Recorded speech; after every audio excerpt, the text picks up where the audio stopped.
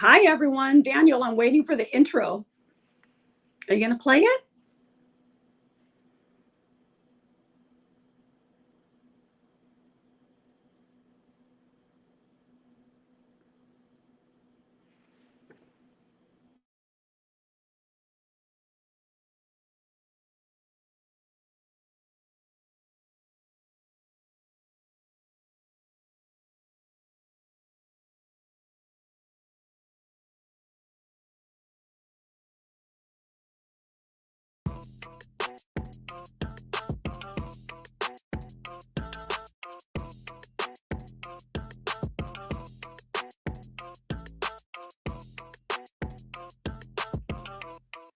Well, there's my intro. Hello, everyone, and welcome to Rainier Avenue Radio's Call to Conscious, a celebration and education of Black History Month. I'm Tina Marie Tyler, host of Tina on Tech, and I am so honored to be here and help celebrate Black History Month.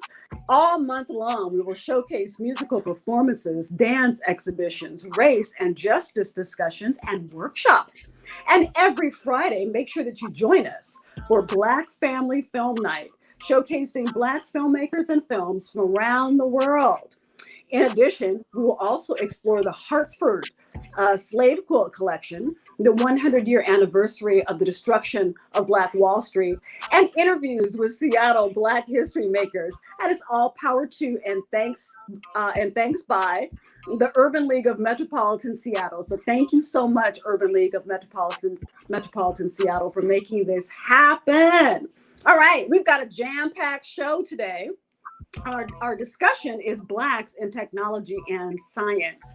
And I have two super fabulous guests to introduce to you today. They are phenomenal human beings in their own right. First person I want to introduce to you is the hip hop MD, Mr. Doctor himself. Maynard is a graduate of the University of Washington. He has won an Asteroid Award for Best Streaming Content and a People of Change Award for community activism and outreach efforts. He also created the Hip Hop Science Show to encourage youth to enter STEM fields. Please help me welcome the hip hop doctor. Maynard, are you there?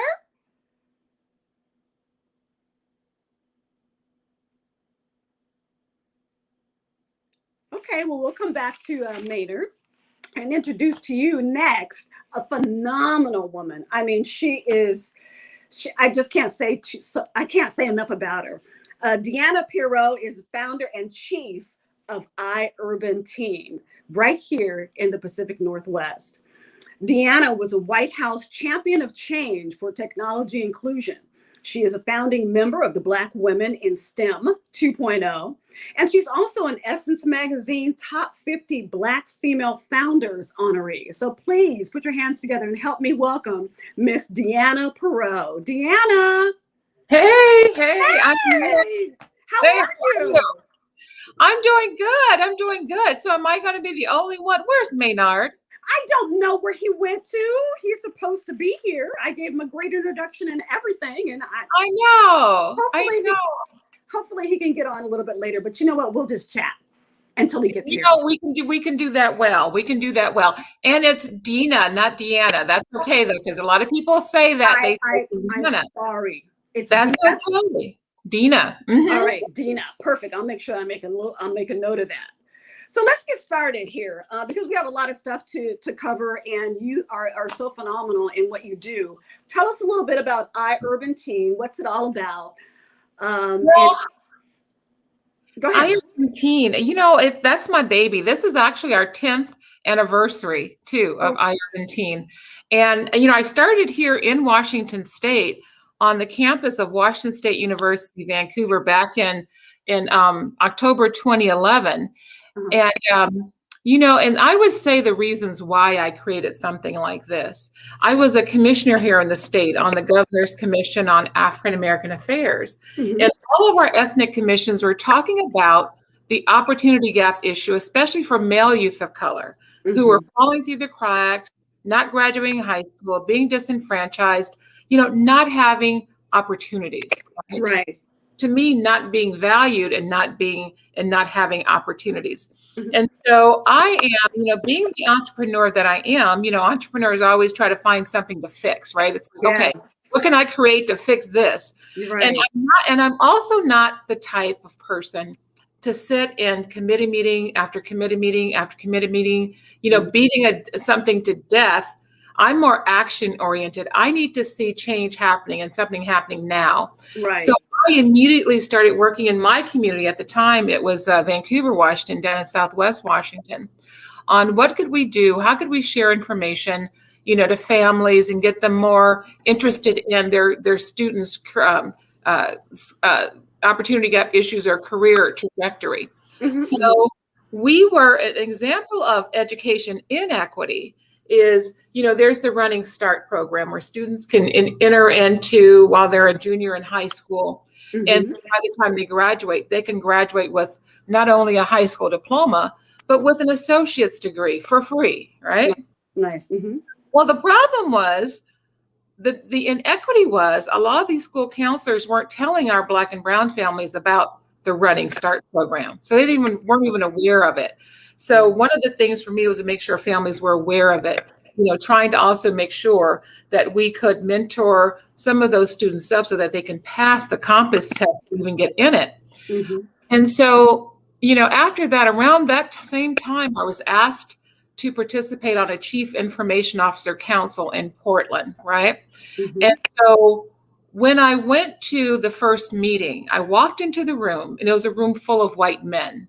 Mm-hmm. And I was like, am I it for diversity in this room? Right. As soon as I sat down, I started thinking, I said, wait a minute. So over here, we've got these students that are falling through the cracks, mm-hmm. disenfranchised, being marginalized. But here in this room is where the opportunities are, right? Mm-hmm. So how can I bridge this divide? And during that lunch meeting is when I thought up iUrban Teen and launched it 6 months later. Even with the help of some of those men in that room, and we've never looked back. Since I launched it back in 2011, we started, and it was in the Portland, Vancouver area. Mm-hmm. We started through pure grassroots, word of mouth. We started having families from the Seattle area coming all the way down there to attend our events. And then all the way further south as to Eugene and Salem, Oregon. Mm-hmm. And people wanted to see about how do we bring your program here. So because of that word of mouth buzz, we've expanded to now Seattle area is our home base. Mm-hmm. So Seattle, Portland, the Bay Area, Los Angeles, mm-hmm. Dallas, Houston, and we're going to be launching in New York in 4 boroughs there in New York: Staten Island, Brooklyn, Harlem, and Queens. Wow, that's outstanding. Girl, honey, I know, girl, I'll be working. So, I hate to say that we need it. The fact of the matter is we do need it, but I'm glad to see that you're growing and thriving and thirsty. Oh, we're thriving, girl. We are. And I'm really excited about now these new partnerships with 2 HBCUs, Southern Florida, a Southern University in Louisiana. Nice. And also Florida Memorial University in Miami. And we'll also be launching in London in 2022. Wow. So I'm super excited about this work. And you know what? Girl? What? A Black woman created this, okay? See, I love that. Kudos to you. I know it's not easy. It's not easy to create it. It's not easy to sustain it. So kudos to you. Girl, thank you. It has been a heavy lift because for 9 years, we were not funded at all. Even with the White House honors, we were not funded. We talk about disparities in tech. When I was honored there in 2013 in the White House, at the end of the day, they asked us, well, what are some of your challenges? Mm-hmm. They asked, it was 7 of us being honored. Mm-hmm. And I said, well, my challenge is funding. I'm a woman of color with a program that's making an impact in the community, but I'm not funded. I could be a white girl selling cat booties and I'd be funded hand over foot. I'm sitting in a room full of mostly white folks. And then I said, and this is still true to this day, even though some people think we've survived, but no, we're still struggling. But I said, there's a lot of salaries being made off the backs of Black and brown youth in this country by dominant culture groups who are truly not making the impact. We're viewed as cash cows to them. So we have to wake up, and all of our Black organizations or people of color-led organizations need to think about how do we support each other in this space for growth. Right. We know what our kids need, right? We know what they need more so than any other. We can do this work. So I'm a strong advocate. In fact, the only groups that we partner with are either Black, Latinx, or Native American associations. Nice. So I want to just kind of piggyback off of what you were talking about. You were talking about the racial disparity in Silicon Valley. And I was doing a little bit of research prior to this interview. So in 2019, Wired magazine did a survey. Only 5% of the workers in Silicon Valley firms were people of color. Why is that? Is that because we don't have the education or the skills or the training? Are we not getting the exposure? I mean, let's be real. What's the answer? The real is that they don't want us there, is the real, because there is Black talent. There is Black talent out there. There is Latinx talent out there. There is tribal talent out there. These organizations, these recruiters, they're not trying hard enough, right? They're not being intentional. I do my other hat that I wear. I'm a diversity consultant. And I keep it very real with these organizations.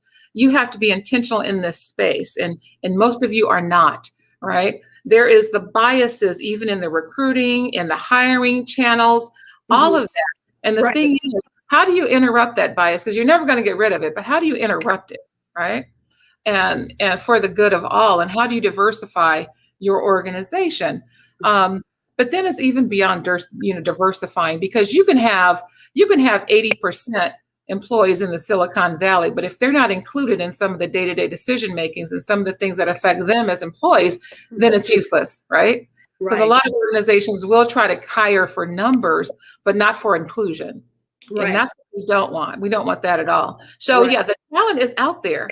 And I tell these organizations, right, when they're like, we can't find diverse talent, I'm like, you know what? Look right here. We've worked with over 9,000 youth who are now, most of them in college, okay? Wow. Not only do we have your next talent pipeline, we have your consumer base as well. So you need to wake up. Right. Well, we do have somebody that just rang the doorbell, and I think is that Maynard? Possibly be the hip hop doctor. You know what? We're going to get on him. So I will, I've done so much talking. It's Maynard's time now. Maynard. What's up? What's up, everybody? How y'all doing? How y'all doing? Good. Well, you know what? We already recited your resume, so you're late for that one. But welcome to the show. I really appreciate you being here. I really do. I appreciate you having me. It's awesome to speak with you again. I know we had a chance to converse a few weeks back, but it's good to see you again. And I'm loving the blue. Right? You're feeling it? I like it. I can't do the blue myself. It wouldn't look as good, but I like it. I'll rock it for you. So listen, we were talking about diversity or the lack thereof in Silicon Valley. So I'm gonna pose this next question to you. Yes. One of the things that I've noticed that's really irritating to me, we all have our pet peeves, right? One of the things that's really irritating is that in 2020, it seemed like all of the tech companies decided to jump on this diversity and inclusion bandwagon and, have folks of color there to try to spearhead their diversity and inclusion and their outreach and their recruiting. But we really still haven't seen a significant rise in numbers, right? The numbers don't lie. What we're kind of hearing based on, surveys that are coming back and things like that is that the whites that are a part of this diversity training don't feel as though that they're biased. They don't feel as though they really need it.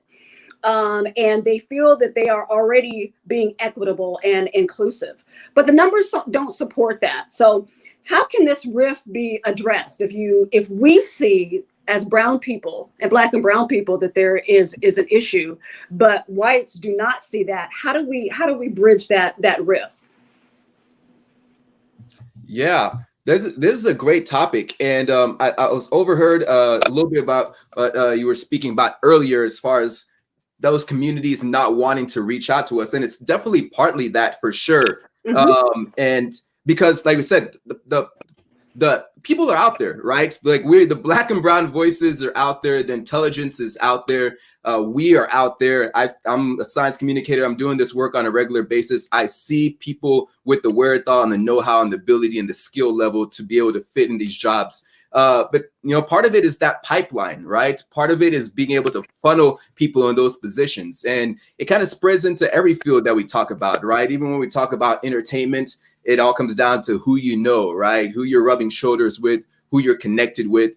And the problem is we're not in those rooms, right? We don't have that access into those rooms. We're not connected with those gatekeepers that are enabling people into those rooms as well, too. So that's part of the problem. And that's why you see those people in those positions of power not seeing them reaching out and not knowing about diversity or not knowing that they're not doing enough, because all they know and all they can know is what they see in that space that's around them, what they're privy to. Right. And so the more that we're able to get that pipeline and the more that we're going to be able to get access to those doors, that's really what's going to now steer that movement into those tech fields. And so it comes from us having people like us in those positions of power, in those places, to now be able to come back up and reach out to us, right? And start rubbing those shoulders and start being in those rooms that are necessary to be able to spearhead the growth that we need to be able to get into those tech spaces.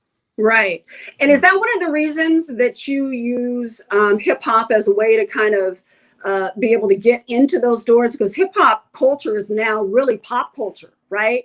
And African Americans are early adapters when it comes to, technology and that type of thing. And it just seems to me to be very strange why, it seems the brands and the apps and the companies go after our dollars, but are not placing us in those jobs. Deena, are you seeing that? I mean, what do you think? Oh, yeah, no, it's, I'm just going to kind of piggyback on something that Maynard was talking about the gatekeepers. Unfortunately, Maynard, a lot of those gatekeepers look like us. OK, so we even have us in those spaces that think they have a bit of power and they're not going to share it, or that they don't want to seem like they're being, showing favoritism to their own. So we have to get past that stigma as well. One of the things that I really enjoy seeing now is this younger generation, our millennials and our Gen Zs, they are going into these spaces, not afraid of speaking up and not afraid of asking up front, what does your equity look like? That's what I'm seeing a lot of. And I'm really, really super proud of them. It's some of the OGs, like in my age group, that still has this certain way of thinking a lot of times. That can kind of hinder things, but yeah, I feel that the key thing is in that whole networking thing. And so what I do, because of the magazine articles, because of all of this stuff over the years, I leverage my network for the good of the students in my program and those families, right? And I do it authentically. So when I walk into the room, people know that I'm there usually for some type of equity thing, something that's going to create pathways for my people. Right. So, yeah. And I don't have any fear of that. So I think a lot of it is just being, for us, I feel that we are shifting. I think with 2020, so many things happened in 2020. But one of the some of the good things that I've seen in 2020 is that a lot of us seem to come back together, right? Started understanding community and what does it mean for us to support each other, and what does it mean for us to not be afraid to have our voices heard. So those are some of the things I'm really proud of that came out of 2020. Now, I'll get on a roll and keep talking, Maynard, so I'm going to shift over it. Yeah, I want to highlight something that you brought up in regards to kind of the intersectionality comments in regards to a little bit about my platform, how I use music, pop culture, and entertainment to educate on different scientific subjects. And I think there's an importance in that because of the relatability, right? We're talking about creating this pipeline and infusing more interest into these various STEM fields, and specifically tech as well too. But a lot of times we see these fields from the outside looking in, and we feel like they don't speak to us. We feel like we don't belong, or like maybe we don't have the skill sets to be able to partake in these fields. You know, you see a lot of developers, it could be front-end developers, it could be people working on the data side, whatever it is on that area of tech. It just seems like we don't have that skill level. Sometimes you feel like it doesn't speak to you. Maybe you don't see people that look like you in those fields. Intersectionality is so important because it's just a simple way to now start infusing even the concepts of these fields to different audiences, right? To be able to start making that connection, that tool that they can use now that's going to translate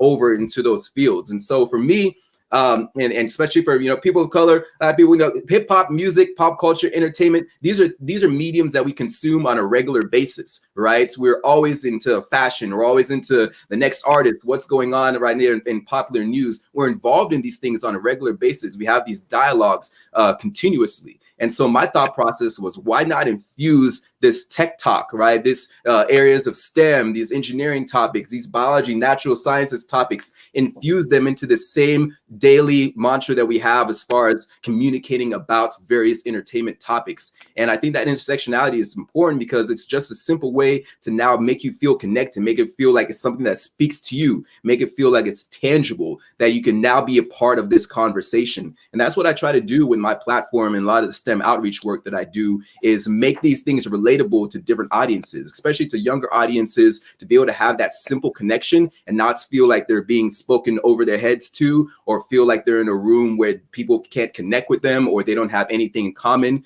These tools are really just simple ways to now make this whole world of STEM now more relatable, and these topics a lot more palatable as well too. Right. So for people like me that are older like me, and I just had my very, very first grandson, so I'm very excited, and I'm excited about the world of technology. So I'm thinking to myself, it's not enough for me to just put a child laptop in front of him to get him excited about technology, right? I mean, what are some things that parents and grandparents can do to introduce their children or their grandchildren to technology? I mean, it's obviously it's not enough to just give them your iPhone. How do we get them excited about STEM? Mm-hmm. Yeah, and that's what I said. That I think part of it is that intersectionality, right, of making these topics common. But it's also really trying to find that connection, right?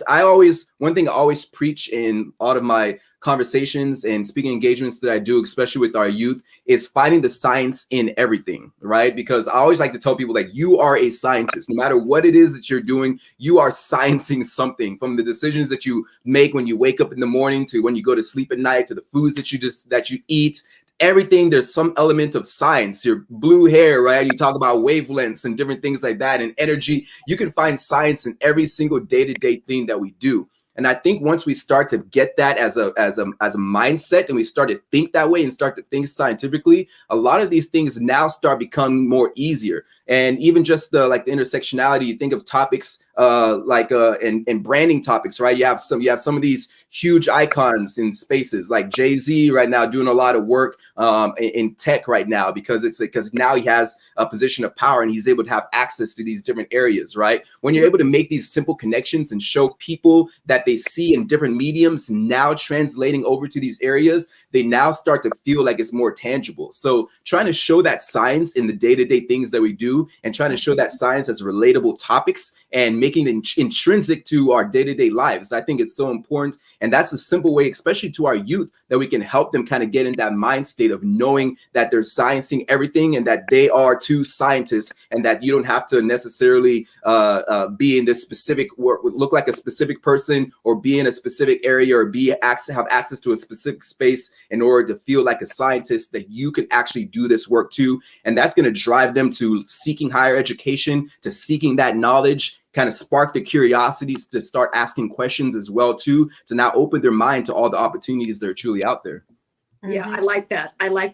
Yeah. Deena, I'd like to kind of explore this one topic because we're running short on time. I want to talk about infrastructure, and I want to talk about inner cities and rural communities. I have a house in Oklahoma, and I spend quite a bit of time there. And one thing that I realized is that a lot of the young people, I'm not going to say all, but a lot of the young people don't have access to high-speed internet. They don't have access to computers that can really process at speeds for them to be able to get good virtual or remote learning. What can we do about that? I mean, the cities and the municipalities and the federal government, everybody is really tapped for funds, but we can't leave a whole swath of our union without this technology. So what should we do about that? How can we help improve the infrastructure in our rural communities and inner city? Well, what are some of the things that I'm really hopeful for, and what I enjoy seeing? Some of our phone telecommunications organizations like Comcast, T-Mobile, Verizon, they're really offering a lot of incentives to increase broadband, capabilities, in rural communities, in inner cities, low-income communities where they don't have the internet or they have very poor internet. And it's working through those schools in those communities to provide that service. That's one thing. Some of the other things, like some of the things that we've been trying to do with iUrban Teen, because because of COVID, and we had to switch everything to our Mindstream platform, which is our online programs at mindstream.online, we knew that a lot of our student population wouldn't have access to the internet. So we've already been thinking about, okay, how can we get funding to get hotspots, to these students, Mm-hmm. giving away so many laptops for them to have. So it's an ongoing issue, and it's not anything that's going to be solved overnight, in this process. But it's working with different municipalities. City of Seattle is doing a great job too on that digital divide. In that work, they're doing some great work as well. Right. I read, I'm in the process of reading Dr. Benjamin's book from Princeton, Race After Technology, Abolitionist Tools for the New Jim Code. I don't know if either one of you are familiar with it, but in that she asserts that technology like iPhone apps and predictive algorithms carry an inherent racial bias just based on the folks that are coding.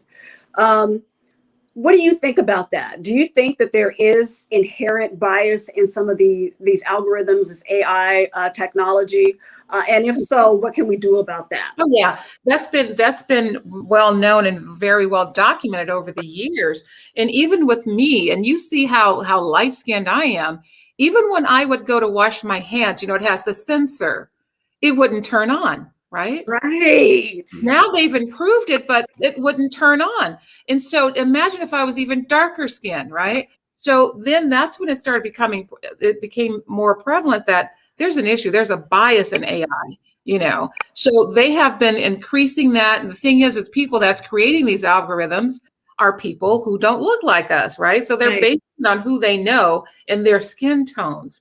But they have been improving on that. In fact, Black Women in STEM 2.0, we've been doing a lot of webinars on the bias in machine learning and AI, over the years. It still has a lot of improvement to make. Mm-hmm. For instance, if you go online and search and type in grandmother in Google, you're going to get a whole bunch of pictures of white grandmas. You won't see us there. Nope. Nope, not at all. I do. There's still improvements to make, but at least we are aware of it. You can't fix anything if you're not aware of it. Yeah, that's right. That's right. It's interesting you brought that up too, because I was at CES last year and I had a chance to meet with some representatives at Google. We had a bunch of diversity panels, and they were talking specifically about that topic. And there's a certain phrase for it. It's like it's product diversity, or there's a term for it, right? And they have people now, and they talk about specifically at Google having those resources that they're actually now thinking about that, right? The inequity when it comes to different AI devices, not recognizing skin color, not recognizing hair textures and different things like that. Right. But like you said, it comes with the realization that you are excluding it, and it's an unconscious bias a lot of times because you develop products that meet your needs, right? And a lot of times those people that have those needs don't look like us. And so it's now thinking outside and thinking outside the box and reaching out and being more expansive. And that's why you need diversity in those workforces, in those workplaces. So you have people that look like us that can test those products and be able to put those through different things in order to be able to understand the fundamental features of them. So you're exactly right. And I think the more cognizant we are of it, the better that we'll continue to be. We have to start that trend. As we wrap up our last minute or so, Dr. Hip Hop, can I call you that? I know you're working, I like it. I know you're working on something really amazing that's coming up, I think the latter part of the year. Can you tell us about it and let folks know how to be involved and be in support? Yes. Yeah. Real quick. I'm doing this. I'm part of the STEM Success Summit team, a group of entrepreneurs, science communicators. We all teamed up together to be able to now bring a voice and highlight opportunities in STEM. And so we have this huge event coming up in November. It's called the STEM Success Summit. We did the second one last year. We had a bunch of guest panelists. We had keynote speakers. Tatiana Ali was on board. We had so many people coming on board and delivering their voices as far as education, the importance of diversity in STEM. And it's really just community building, being able to see people that look like us in these fields doing great things. It's definitely the most hyped STEM conference you'll ever be at. Lots of energy, lots of fun, lots of enthusiasm. But we're all about bringing that pipeline and opening that pipeline for more diverse audiences to get into the STEM field. So we are in the deep planning mode right now for the next one that's going to be this November. So definitely be on the lookout for that. It's going to be an exciting event for sure. Absolutely. And Deena, I want you to plug your most recent project. You got a lot of stuff going on, so just give us one. We have so much going on. Well, right now, one of the initiatives that we're working on is our iEngineer program, which is an intentional multi-year pathway for Black and tribal youth into engineering degrees. And so now we have a lot of company partners that are part of our founding members that are going to be a part of this. And we're going to start this summer with a 2.5-day engineering camp leading into that multi-year platform. Nice. So if people want to get more information, Deena, what's your web address? It's iUrbanteen.org. We have iUrbanteen.org, and then the online platform for classes is mindstream.online. Mindstream.online. Correct. Right. And Maynard, what about you? What's your URL? Yes, you can find all of my information at www.hiphopscienceshow.com. You can't miss me. I'm in my lab coat and glasses. All my events, all my social media stuff, you can filter through that, and on all platforms at Hip Hop Science Show as well. You're the only person that I know that can make water interesting. I like that laugh. I try my best. Thank you so much, both of you, for being here with me today on Rainier Avenue Radio during Black History Month. I appreciate you and continued success. Thank you. More Deena Marie. Follow her on Facebook at Deena Alt. Thanks, everyone. Deena Marie Tyler _. What's my name, Sam? Right. Thank you, everyone. Stay tuned for another.